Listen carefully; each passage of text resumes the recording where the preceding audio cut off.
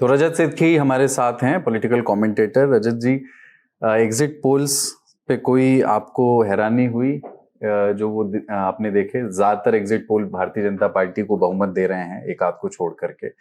और मैं ये भी चाहता हूं कि इसके पीछे की कहानी भी बताइएगा। एग्जिट पोल्स पर राजदीप जी ने अभी बताया कि उनकी विश्वसनीयता संदेह के दायरे में है, लेकिन ये बात तो संदेह के दायरे में नहीं है कि भारतीय जनता पार्टी ने लंबे समय से पश्चिम बंगाल में मेहनत की है। 3 से 77 पर आए थे तो हमने बात की थी। इस बार एग्जिट पोल्स अगर सही साबित होते हैं तो सरकार बनेगी, अगर उससे नीचे भी रहती है तब भी बीजेपी बेहतर ही करेगी। 77 के नीचे जाएगी या नहीं हमें पता नहीं, बट कोई एग्जिट पोल तो नहीं कह रहा है ऐसा। तो ये क्या किया है बीजेपी ने जो ट्रेडिशनली एक डिफिकल्ट टेरेन माना जाता था? बांग्ला भाषी लोग, उनके पास ऐसे लीडर्स नहीं थे जिनके पैन स्टेट अपील हो।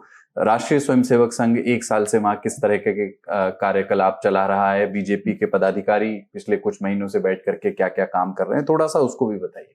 बंगाल में मुझे लगता है बीजेपी ने बहुत सारी स्ट्रेटेजिक चेंजेस किए अपनी गलतियों से सीख के 2021 में।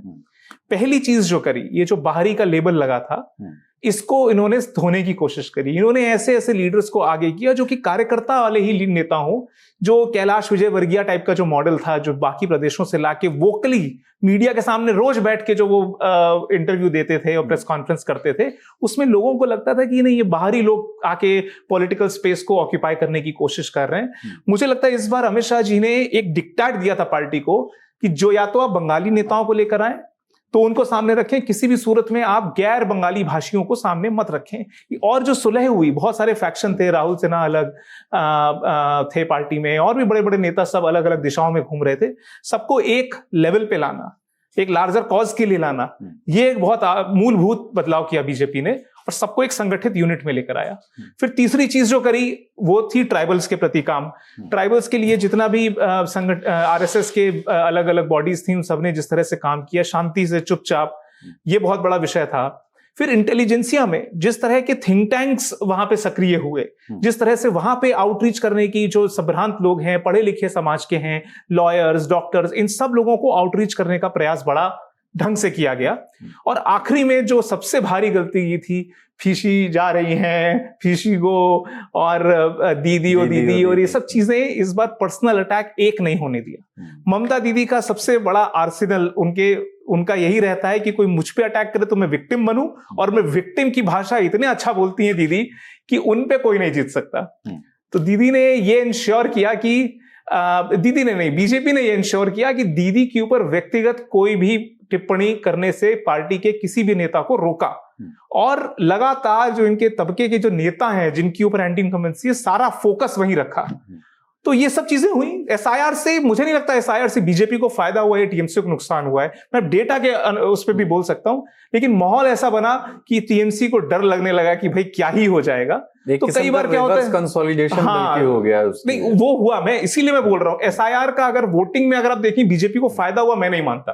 अगर आप एसआईआर में 27 लाख वोट जो कटे हैं, उनका अगर आप डिस्ट्रीब्यूशन देखें तो 65% हिंदुओं का भी वोट कटा है, 35% मुसलमानों का कटा है, उसी प्रोपोर्शन में जो वहां की जनसंख्या है।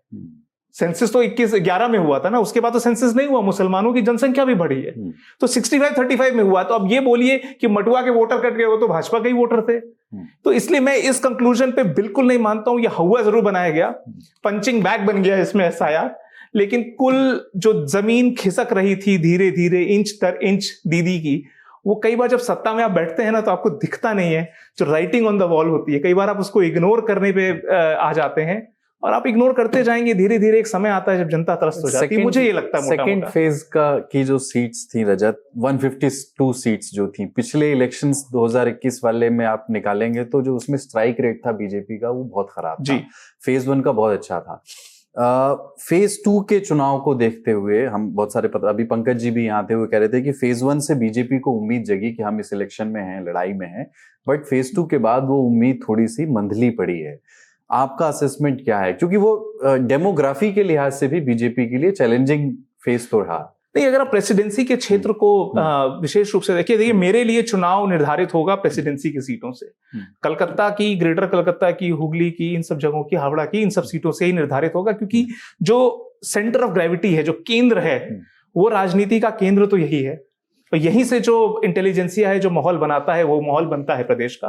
तो जो उनको परहेज था भारतीय जनता पार्टी से कि ये कल्चरली सोक्ड नहीं है, भीगी हुई नहीं है बंगाली आइडेंटिटी में, वो इस बार प्रश्न नहीं था। इस बार सच में वो वापस से जो उम्मीद मुझे जो दिखती बीजेपी को जो जगी है वो दिखी है कि मिडिल क्लास हिला है, जो कोर वोट बैंक था वो हिला है। और उनको लगता है कि पिछली बार 95 सीटों में से शायद 13 जीती थी भारतीय जनता पार्टी ने। उनको लगता है अगर हम 50 तक भी खींचते हैं तो काफी रोचक मुकाबला हो सकता है। बट कोई भी ये नहीं बोल रहा, भारतीय जनता पार्टी के ही वर्कर से पूछेंगे वो ज्यादा से ज्यादा 170 तक दे रहे हैं। कोई ये नहीं बोल रहा कि 250 आ जाएंगी या 220 आ जाएंगी। तो एक मेजर्ड एक्साइटमेंट है भारतीय जनता पार्टी के कार्यकर्ताओं में। ठीक है।